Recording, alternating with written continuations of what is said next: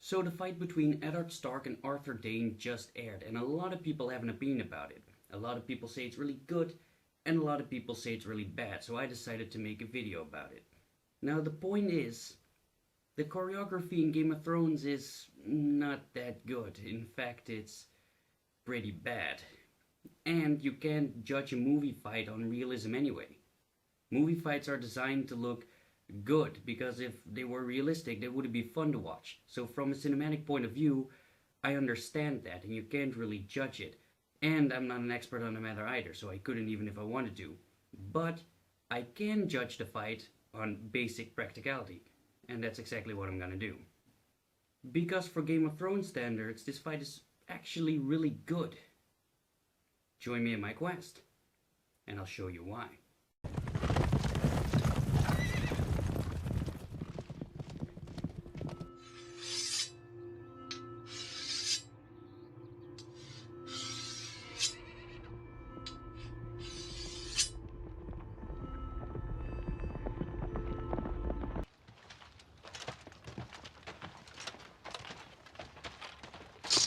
Okay, so I'm interrupting right here. Sticking your sword in the ground is a really bad idea. Like, why would you stick it in the gravelly ground? We just saw you sharpen the blade and now you're dulling it again. It would hit the rocks in the ground, you would dull the blade, you would chip the blade. Good luck stabbing with a wonky tip, that's just not gonna work. And why did he do it anyway? To put on his helmet? Couldn't he have put on his helmet with one hand? Couldn't he have put on his helmet before he started walking? Is there no way he could have avoided this? For supposedly the best swordsman ever, that's pretty stupid.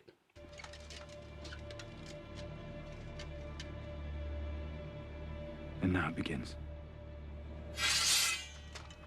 Alright, as you can see, if you pay attention to Arthur Dayne here, you can see that he draws his sword that's on his left hip with his left hand. Now this is a little bit odd, but it's not impossible. For example, Romans were known to do this, but a gladius is not as large as an arming sword, so it would be pretty uncomfortable. Still not entirely impossible, I just wanted to point it out. No. Now it ends.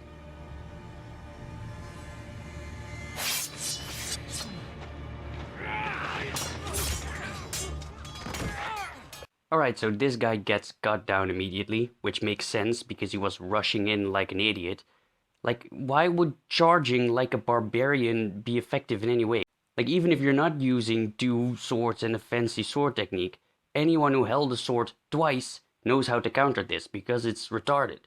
Well, at least he did get cut down, so that's realistic. It's just a bit unrealistic that he even did it.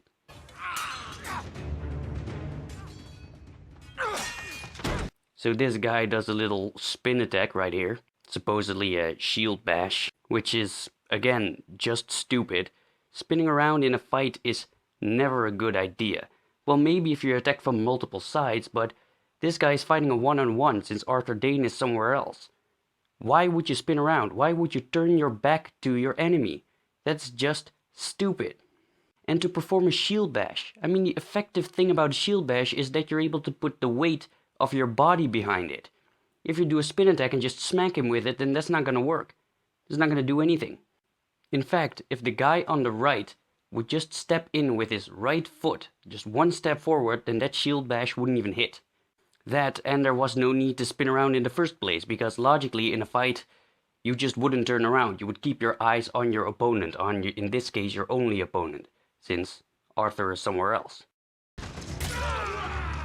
So then he gets killed, and he gets killed with a thrust, which is something I really appreciate, because in most movies you see people just whacking at fully plated armored people and they're just dropping like flies, and that's not gonna happen. But this is still probably not gonna happen. So I don't know what kind of armor this is. I think it's some sort of padded leather. But in any case, just look at this. He is stabbing through padded leather, chainmail, and a gambeson twice because the sword also sticks out at the other end. Now that's just not gonna happen. There's no way you can break through armor that easily. Like, even a lance wouldn't be able to do that. Even a spear wouldn't be able to do that. It just You just can't. And it's kind of stupid too, because he's not wearing a helmet. So you could just stab him in the face. That would work. Why doesn't he do that?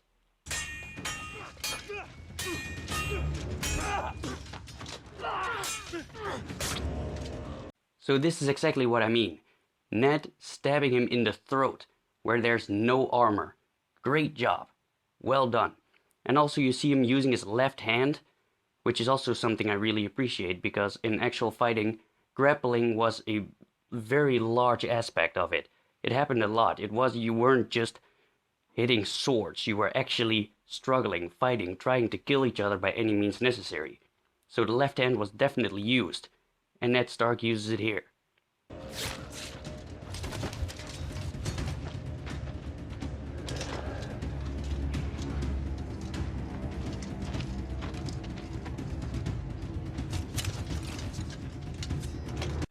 If you pay attention to the guys with shields here, you see that their shields are not being used.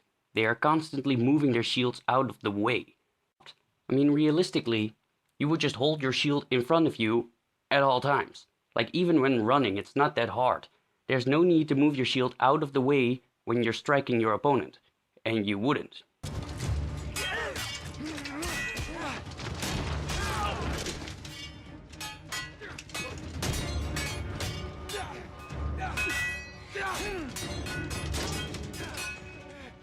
So here you see a little scissor kind of sword cut thing, which is a little bit wonky, but it does happen in actual fighting, and he is cutting next to the armor again on the throat, which is not protected, which again is something really great. Well done.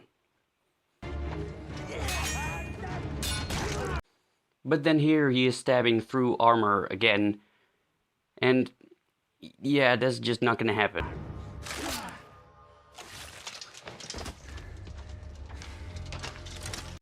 So here you see Arthur Dayne turning his sword around, which is not particularly practical. It did happen in history, but it's not really beneficial, and it just limits your reach, really. There's no reason for him to do it, so why not hold it just normally with the tip up? So I'm not going to be too nitpicky about this, because the fight is, like I said, choreographed pretty well. But the fight is full of these kind of little things that I'm going to point out right here. As you can see, Ned attacks, Arthur blocks, and then he smacks Ned's sword out of the way with his other sword. Now that's not how you would use two weapons. Realistically, you would block with one sword and attack with the other. That's the edge that you have. Doesn't really make sense. More spinning, ridiculous, completely unnecessary.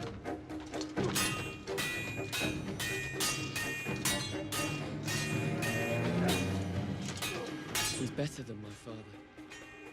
Far better.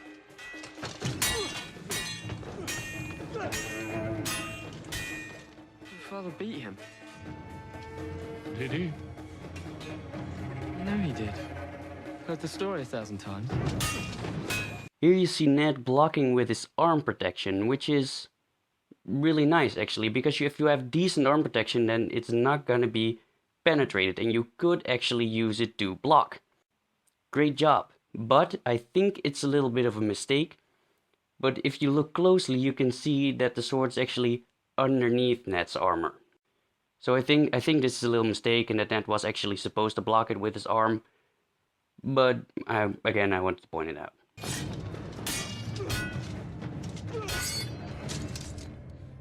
So this disarm looks a little bit funky. Again, disarms were used, but it's a little unnecessary. Again, why would you disarm your opponent if you could also just strike his arm or something else? Just keep attacking. For cinematic purposes, I suppose it makes sense. As in, Ned is defeated, oh no, what should we do? And that's why you wear chainmail. So that was it, guys. I hope you enjoyed. If you want to see more of this, then leave a like. And also, if you subscribe, Kit Harington will personally come to your house to give you a kiss on the cheek. That's not true, but I will be really grateful. So thank you for joining my quest, and I'll hope you join me in many more in the future. Thanks, guys.